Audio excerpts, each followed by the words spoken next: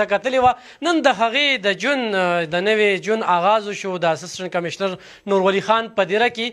کتونکو موږ د نیاز بیبي تاسو ته بالغ هم ښودلو د دغه کوټه چې په غس کې دا اوسېدله میشته وه او ورسره هغه کوم قبر ته چې به اوده کېده د شپې 10 بجې 11 بجې 9 بجې مسلسل دغه موږ په دغه قبرستان کې کتلې وه. د خلکو سره هم خبرې اترې شوې وې چې د تېرو 2 کالو راسې هلته کې دا میشته وه. زموږ شاته تاسو ته موږ دا خو هم ښودلي چې هلته قبرستان کې ډېر لوی خانان میشته وو خو چا کې دا جرت نو دا توان نو چې نیاز بیبي له په خپله کوټه کې په خپل کور کې په خپل زړه کې ځای ورکړو.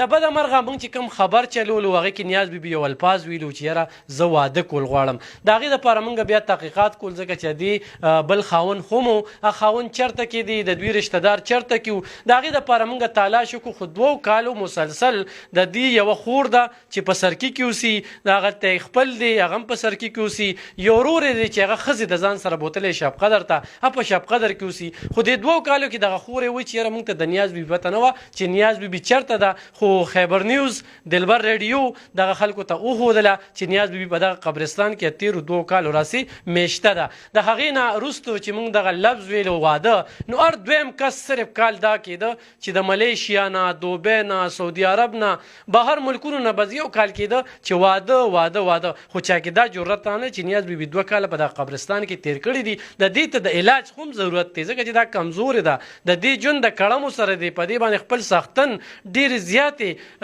ظلمونه کړي دي د کور والا خاندان پې ظلمونه کړي خپل رور پې ظلمونه کړي دي او هغه بیا موږ چې کله اسپتال ته راوسته نو اسپتال نه دا بیا هغه حالات چې کوم دی هغه کنټرول نه شو. دا د اسپتال نه بیا قبرستان ته لاړه بیا ضلعي انتظامي اسسټنټ کمشنر نورولي خان چې هلته کې کله لاړو هغه هر څه خو موږ تاسو ته وښودل او موږ هغه خبر کې تاسو ته ویلي چې قبرستان سي اسپتال تک هغه یو وشو اسپتال کې مسلسل 10 ورځې نیاز بیبي چې کومه د هغه داخله وه د هغې علاج ویډیا وشو د ضلعي حکومت د طرف نه. په دې اړه باندې زه د اسپتال د انتظامي هم ډېره مننه کوم ډېره شکریه ادا کوم چې هغه خویاندو کوم نرسانې چې وي هغوی ورسره د خپلې خور شانتې ژوند تېر کړ. هلته کې چې کوم سټاپ و باقاعده وخت په وخت وله ډوډۍ چیخ هم راغلی ده. بیا یو ریټایر فوجي چې هغه موږ سلیک عمر دراز نامې ده خو د دې نه مخکې چې څومره له تغبې نه لنډي کوتل نه جمرود نه خیبر نه وزیرستان نه د ګوټ نه کسان دي چارسدي ته راغلي د چا خوښه شوي د چا نه خوښه شوي خو چا کې دغه باندې مې زما ته افسوس دی چې زه منم چې ته بې واده یې تا ته ضرورت دی یا هغه خلکه چې صرف موږ له به خدمت کوي نو د انسان به دې ته هم ګور چا دا خدمت کولی شي د خدمت جوګه ده د خدمت توان ځان کې لري او کنه نو په دغه باندې ماته ډېر زیات افسوس دی چې داسې خلک رانلل کوم چې زما د شاته یا اسسټنټ کمشنر دی داسې ماته څوک مخې ته هغه میلو نه شو چې د دې ژوند جوړ کړي. او نن سوشل ویلفیر والا هم د هغې چې کومه اومن چیرمینه ده اوپن ډیولپمنټ چیرمینه ده شاهین سلطان هغې هم خپلې د دغې ضلعي انتظامي سره پوره کومک وکړو او اسسټنټ کمشنر وختن په وختن د دې نه ځان خبر کړی. نن هغه د نکاح دستوره خو شوه ډېره په خوشحالۍ سره. په دې اړه باندې یقینا دلته کې چې کوم مشران ناست دي نو د هغوی ژوند کې به نن یو ډېره بل شانتي روز وي او اسسټنټ کمشنر خو هلک دی نو هغه نه هم تپوس کوو چې یاره دا نن ورځ چې کومه ده دا تا ته څنګه لګي. ای صاحب نورولي خان صاحب خو زه تاسو نه پوښتنه کوم دا نن ورځ تاسو ته څنګه لګي؟ بسم الله الرحمن الرحیم. بالکل دا زموږ دپاره د خوشحالۍ مقام دی چې د دوی انسانانو په منځ کې مونږ دلته د شرعي محمد قانون مطابق نکاح وکړله چې څنګه دی دا چې کوم نیاز بیبي وه دا بې کوره وه خاوند طلاق ورکړی و 2 کاله مخکې دې ته خاوند هم میلاو شو او کور هم میلاو شو. کوم عمر دراز صاحب دی فوج نه ریټایر دی د خپل کور دی د ده کومه مخکې زړه ښځه وفات شوې وه نو ده ته هم ښځه میلاو شوه. خو ده عمر دراز وویل چې ما ته بالکل نور هم د واده دپاره د ښځې کمی نه و خو د دې نیاز بیبي سره ما په دې واده وکړو چې د الله د رضا دپاره دا بې کوره ده نو ما چې الله به په تېره نه رضا شي. نو مونږ دا په مشاق کې زمونږ باندې ایز اے سینا جنرالي د معاشرې یو غړی یو ممبر په ما باندې دا فرض و بلکې په موږ ټولو باندې فرض دی چې د چا داسې ایشو وي سوشل پای کې مونږ یو بل سره کومک وکړو او هغه مسله حل کړو. نو مونږ ډېر شکر وباسو د الله نه چې د 2 کسانو په منځ کې کومه مسله وه هغه په خیر سره دلته په دفتر کې حل شوله دوی منځ کې نکاح وتړله شوله او نیاز بیبي ته نوی کور نوی ژوند میلاو شي او مټیان وخوړلی شو. بالکل هغه کتونکو دا اټل حقیقت دی چې د ښځو په خبرو ښځې پیږي او چې وي د چا څوک نه وي د هغوی الله وي، د نیاز بیبي څوک نه د هغوی الله ملګری او نن دا ټول چې کوم دی د هغې په غم او په خوشحالۍ کې یو دی. نن چې موږ سره دا کم موجود دی خو موږ به شاهین سلطان سره خو هم لږې خبرې اترې کوو چې هغه نن ورځ څنګه محسوسوي، ځکه چې د هغې د وزارت چې کوم دی دغه څوکۍ او بیا سوشل ویلفیر ډپارټمنټ موږ ته په چارسده کې پته ولګېده چې شته دی، نو هغې او دا د اې سی صاحب په وجه باندې پته ولګېده چې یاره ما هغوی ته ویلي دي او هغوی هم سستي نه راکړې، خپل کار ته یې کار ویلی دی او مسلسل یې رابطې کړي دي. نو هغوی نه هم تپوس کوو چې تاسو ته نن ورځ څنګه لګي؟ ډېره مهرباني. دا خو نن د خوشحالۍ خبره د زمینګ دپاره چې یو تورسرې ته یو شیلټر میلاو شو چې داسې پښتون شته په دې چارسدې کې به زه ووایم چې داسې یو پښتون و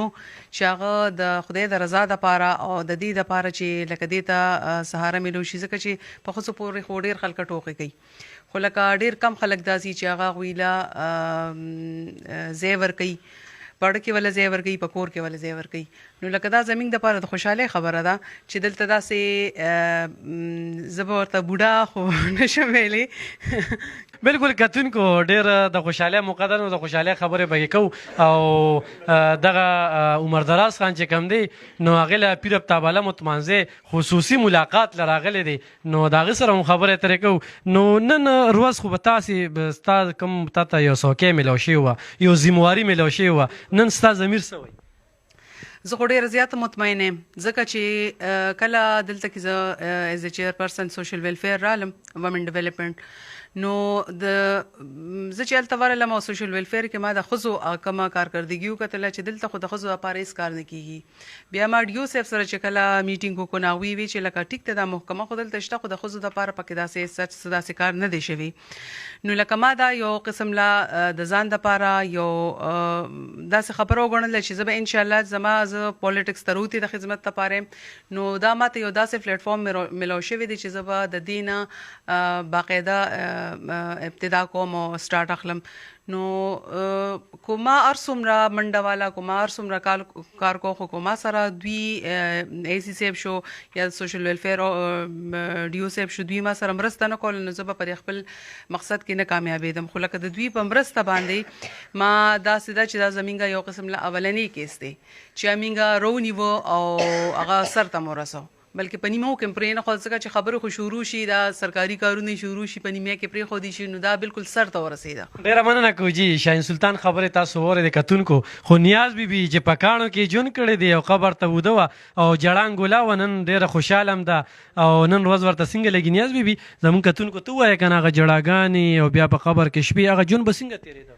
بس هغه ژوند هم ډېر ښه تېرېده. زمونږ د دغه ځای و، بس خدای دې پکې خیر واچوي، ټول به دغه ځای له راځي، والله دې هغه وکړي چې ټولو پکې خیر واچوي، خدای دې وبخي، خدای دې ګناه معاف کړي، خدای دې ایمان نصیب کړي. نن خو خوشحاله یې که نه خلکو ته وایي؟ ټولو ته خوشحاله، ټولو دې خدای مل شي، ټولو دې خدای. دا چا سره چې ژوند جوړ شو داسې به ژوند تېرې؟ ولې به نه تېرم، ولې به نه تېرم. دا په خپله خوښ کړې؟